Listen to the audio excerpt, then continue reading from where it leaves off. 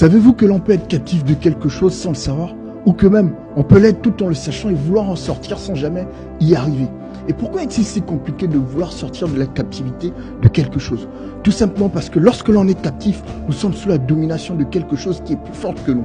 Et que l'on ne peut pas, voire très difficile d'en sortir par nos propres forces. Et être captif signifie littéralement être prisonnier.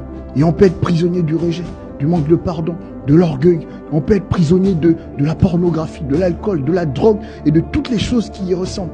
Et toutes ces choses sont des chaînes qui nous lient, impliquant ainsi le manque de liberté et souvent des conditions de vie très difficiles.